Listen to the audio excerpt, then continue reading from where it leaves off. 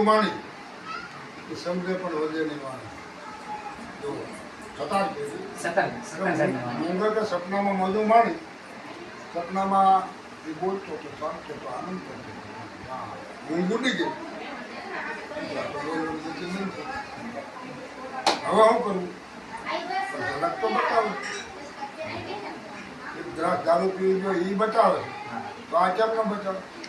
સતાર કહે છે મૂંગે સપનામાં મોજું માણી સમજે પણ વધે નહીં વાત. આ જ્ઞાનની વાતો છે. જાણે કોઈ અનુભવી જ્ઞાન. કોણ જાણે? અનુભવી જ્ઞાની આખી દુનિયા છે પણ અનુભવી ઓછા. આખી દુનિયા જ્ઞાની પણ અનુભવી બહુ ઓછા. આ વાત અનુભવી, આ લક્ષણો અનુભવી. એટલે આ સતાર એમ કે તો મૂંગો સમસ્યામાં બોલે વાણે શાંત કરે. શું કરે છે? શાંત કરે. તો એનું વર્તન બતાવે છે, ખુશી બતાવે છે, ચહેરો આખો બતાવે, આનંદમાં. મૂંગો કે સમસ્યામાં બોલે વાણે એની ગત કોઈ જ્ઞાની જાણે. કોને જાણે? જ્ઞાની વાતો. એટલે જેને પોતાનો અહેસાસ કર્યો છે બતાવે જેવી વસ્તુ નથી. કેવળ શાંત બધી ભાષાની ઉપર એક ભાષા છે. એ ભાષા એવી છે કે ઇંગ્લિશ વાળો હોય તો સમજી શકે, હિન્દી વાળો હોય તો સમજી શકે, મરાઠી હોય તો સમજી શકે અને ગુજરાતી હોય તો સમજી શકે. એવી ભાષા. એ કઈ ભાષા? શાંત. કઈ ભાષા? શાંત. આપણે અમેરિકા ગયા છે, આપણે ગુજરાતી હોય તો આવડતું નથી. ભૂખ લાગી હોય તો આપણે શું કરીએ? આપણે કઈ બાર ખાવું? આ શાંત છે. એમ બધાની ઉપર એક શાંત છે. એટલે અમારે ગંગા છે શાનના શાન મારા સદગુરુમાં આ શાન કેમ ભાઈ શાન સમજાઈ જાય નહીં તો એક મિનિટ એ પીઠ પગંબર થાય. જો શાન નથી ગયો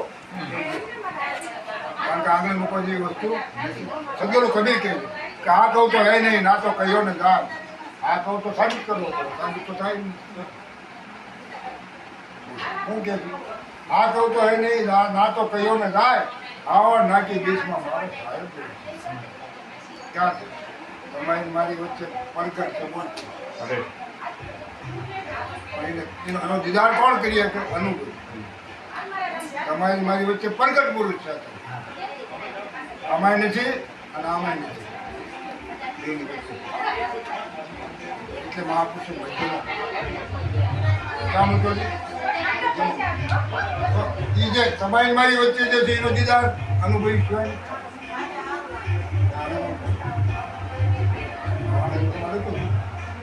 સતમગરે શાંત કરી પડખાયું પોતાનું આ મનના પડદા તૂટી ગયા મોટા કેવી જ નતા.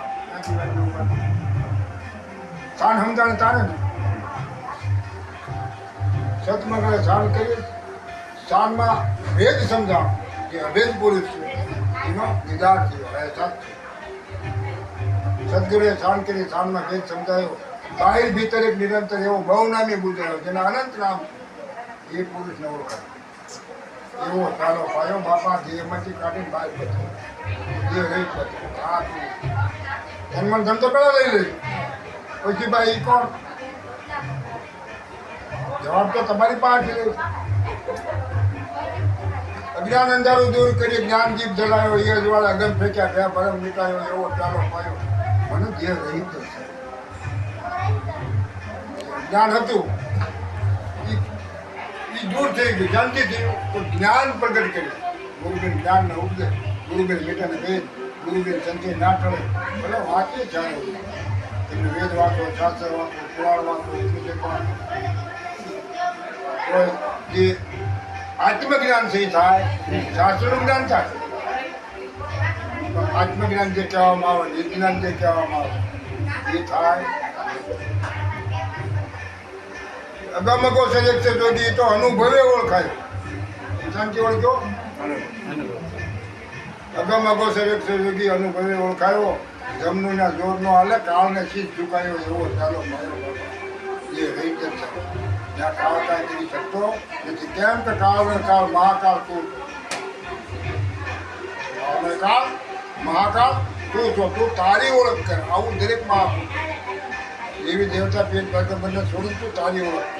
એ બધા એની ઓળખ કરી એટલે પૂજાય છે. થયા મહાપુરુષો થયા એને એની ઓળખ કરી છે એટલે પૂજાય છે. હવે અત્યારે પ્રગટ છે એની આમાં કોઈ જાણ નથી.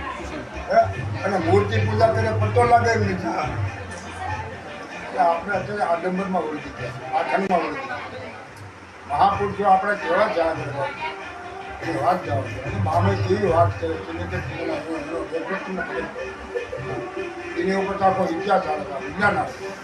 એને એક એક તત્વનું સંશોધન કેનું નિચોડ આપ્યો છે કે આ તત્વ આને મળે એટલે આ થાય, આ તત્વ આને મળે એટલે આ થાય. એને બધું વિજ્ઞાન ચાલે. એ પુસ્તકો એવા મહાપુરુષો પખર આપણામાં થયા. મામે થયો, માતંગ થયો, રોહિદાસ થયા, જીવન થયા. એની વાતો વિચાર નહીં. થોડું ચોખ્ખું કહે છે ભાઈ આ 5 તત્વ ગુણનો મારા વગેરે બધા વાહ નત્યો એ કહે છે કે તમે ઓળખો તમે કોણ છો, તમારી ઓળખ કરો. બીજા કોઈની ઓળખ કરવાની જરૂર નથી. તમારી ઓળખ કરવાની જરૂર. તમને ઓળખ્યો એટલે પરમાત્મા કોણ છે ખબર પડી જાય, આત્મા કોણ છે ખબર પડી જાય, આ પીર પેગમ્બરો કોણ છે બધી ખબર પડી જાય. કારણ કે તમારી સિવાય કોઈ વસ્તુ નથી. આત્માની કલ્પના છે, જો સાંભળી લીધું. પરમાત્માની કલ્પના છે. હા, હું તમને ચોખ્ખા શબ્દમાં એમાં હલવાતા નથી. હા, આત્મા પરમાત્મા કલ્પના છે. નાદ નહીં, બૂંદ નહીં, નહીં કોઈ જનતા નો જાય. હા